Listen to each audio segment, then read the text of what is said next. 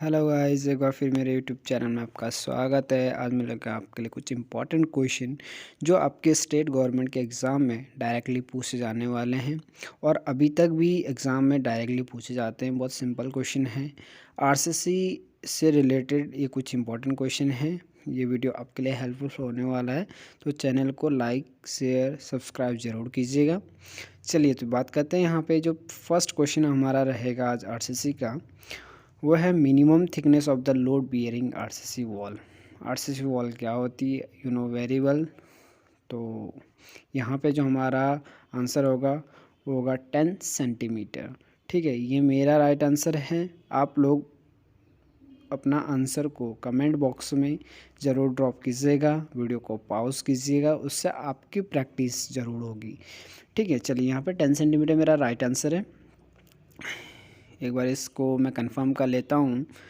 तो C answer पे मैं क्लिक करता हूँ। यहाँ पे थोड़ा लोडिंग में समय ले रहा है। चलिए, जो राइट आंसर है यहाँ पे 10 centimetre is the right answer. Okay, तो आरसीसी वॉल का पर्पज़ यही है स्ट्रक्चर में कि this is provide to ensure the fire resistance of the structure. कितना आपका इस स्ट्रक्चर जो है फायर रेजिस्टिव है। ठीक है, चलिए सेकंड क्वेश्चन की तरफ आपका मूव करते हैं। यहाँ पे in working stress method the stress use for design purpose.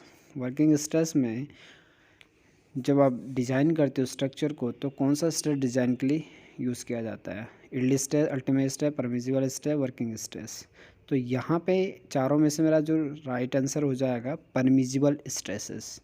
ठीक है, आप लोग भी अपना आंसर को है कमेंट बॉक्स में ज़रूर ड्रॉप कीजिएगा। आफ्टर दैट आप वीडियोस को ऑन पॉज करके उसको देख सकते हैं। ठीक है, चलिए मैं यहाँ पे देख लेता हूँ। मेरा जो राइट आंसर है परमिसिबल स्ट्रेस। ठीक है, वर्किंग स्ट्रेस मेथड आपका एक ट्रेडिशनल मेथड है। ठीक है, इसमें फैक्टर ऑफ सेफ्टी कंक्रीट के लिए 3 और स्टील के लिए 1.78 लिया जाता है। चलिए थर्ड क्वेश्चन की अगर बात करें, flexural collapse in over reinforce beam is due to. तो यहाँ पे primary compression failure, secondary compression failure, primary tension failure, bond failure. तो फ्लेक्सुरल में अगर ओवर इन्फोर्स सेक्शन की बात करें, ओवर इन्फोर्स में प्राइमरी कंप्रेशन फेलियर होता है। अब प्राइमरी कंप्रेशन फेलियर क्यों होता है? क्योंकि ओवर इन्फोर्स सेक्शन में जो आपका फेलियर होता है वो कंक्रीट में होता है, जो कि ब्रिटल फेलियर होता है। ठीक है, तो यहाँ पे हमारा जो राइट आंसर है प्राइमरी कंप्रेशन फेलियर है। एक्सप्लेनेशन भी दिया है यहाँ पे, आप लोग इसको अच्छे से रीड आउट कर सकते हो। चलिए तो फोर्थ क्वेश्चन की तरफ आपके मूव करते हैं। यहाँ पे modular ratio for the M30 grade of the concrete.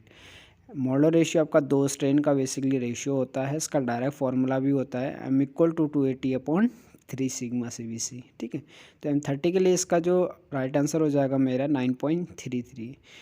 तो इस वैल्यूज़ को हम चेक कर लेते हैं एक बार कि हमारा 9.33 सही है या नहीं है। चलिए यहाँ पे आपका क्वेश्चन आंसर शो हो चुका है, 9.33 इज़ द राइट आंसर। कैसे कैलकुलेट करते हैं मॉडुलस ऑफ रेशियो को?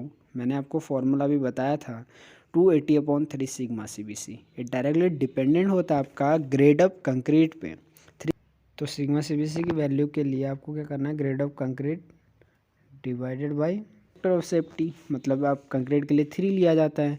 तो आपको डायरेक्टली जिस भी ग्रेड का है उसको divide by factor of safety से अगर आप डिवाइड करते हो तो आपको मॉडल रेशियो का वैल्यूज़ यहाँ पे मिल जाएगा, जब आप उसको मॉडल रेशियो के फॉर्मूले में पुट करोगे। ठीक है, चलिए नेक्स्ट क्वेश्चन आपका, if the permissible stress in steel 500 mega pascal then working stress in bending compression would be taken as. अगर आपका जो आपका परमिसिबल स्ट्रेस है 500 मेगा पास्कल है, ठीक है, तो उसके लिए आपका वर्किंग स्ट्रेस में बैंडिंग कंप्रेशन वुड बी कितना होगा, मतलब। ठीक है, तो 170 mega pascal, 230 mega pascal, 270 mega pascal, 278 mega pascal. तो मेरा यहाँ पे राइट आंसर हो जाएगा 278 मेगा पास्कल।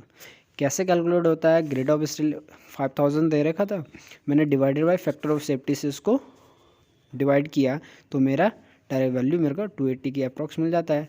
तो मतलब इसको अप्रॉक्सीमेट हम लेते हैं 278 मेगा पास्कल। ठीक है, यहाँ पे कुछ एक्सप्लेनेशन भी दिया है। अकॉर्डिंग टू IS कोड 1786 के फोर्थ, अगर आपका Fe415 ग्रेड ऑफ स्टील है तो परमिसिबल टेंसाइल स्ट्रेस कितना हो जाएगा, 230 N/mm²। ठीक है, डायरेक्टली पूछा जा सकता है ये वाला क्वेश्चन भी। लेकिन अगर आपका माइल्ड स्टील है तो 190 न्यूटन पर mm स्क्वायर होगा। Fe 500 ग्रेड ऑफ स्टील होगा तो परमिसिबल टेंसाइल स्ट्रेस कितना होगा, 275 न्यूटन पर mm स्क्वायर। ये तीनों ग्रेड ऑफ स्टील के बेस पे क्वेश्चन बन सकते हैं। इन क्वेश्चनों को नोट कीजिएगा ज़रूर, ये आपके लिए बहुत ही हेल्पफुल होने वाले हैं। डायरेक्ट क्वेश्चन हैं, कोई ट्रिक नहीं है इसकी, बस सिंपल सा आपको कंसेप्ट थोड़ा याद रखना है, कैसे कैसे आपको कैलकुलेट करना होता है, ठीक है। चलिए नेक्स्ट क्वेश्चन है हमारा, what is the minimum number of the bar, मतलब जो रेक्टेंगुलर सर्कुलर क्रॉस सेक्शन है उसके लिए कि मिनिमम नंबर ऑफ बार कितना होता है। मिनिमम, अब हर किसी को पता है यहाँ पे कि सर्कुलर सेक्शन के लिए आपका नंबर ऑफ बार जो होते हैं 6 होते हैं, ठीक है। देखिए यहाँ पे IS 45/2000 कैलकस जो आपका है उसके हिसाब से मिनिमम नंबर ऑफ लॉन्गिट्यूडनल बार जो provide in column rectangular column. Rectangular में अगर बात करें तो 4 मिनिमम नंबर ऑफ बार होंगे और सर्कुलर की अगर बात करें तो 6 नंबर ऑफ बार होंगे, ठीक है। चलिए नेक्स्ट क्वेश्चन है आपका, according to IS 456 the slenderness ratio for the short column is should not exceed.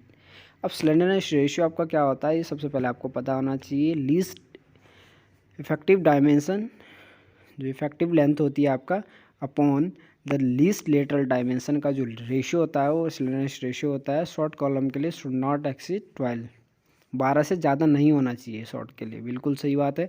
हमारा राइट आंसर यहाँ पे 12 इज़ अ राइट आंसर। अगर 3 से छोटा होता वो पेडिस्टल होता था आपका, 12 से ज़्यादा हो जाता तो आपका लॉन्ग कॉलम हो जाता, लेकिन 3 से 12 के बीच में होगा तो आपका शॉर्ट कॉलम होगा, ठीक है। चलिए नेक्स्ट क्वेश्चन है, a singly reinforced balance section design by the limit stage method will have, ठीक है।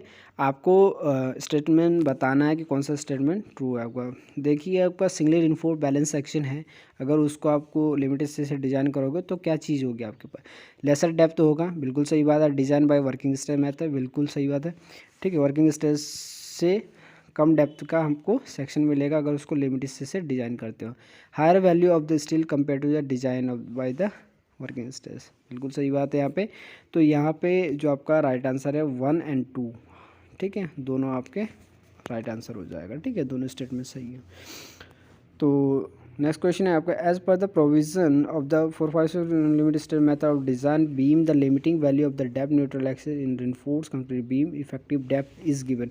इफेक्टिव डेप्थ आप कैसे निकालते हैं, इफेक्टिव डेप्थ का जो वैल्यू है डायरेक्टली डिपेंड होता है आपका ग्रेड ऑफ स्टील पे, कौन से ग्रेड का स्टील आपने यूज़ किया है। तो आपका राइट आंसर 4 जो ऑप्शन है आपका, any of the above depending upon grade of steel, ठीक है, ये आपका राइट आंसर हो जाएगा।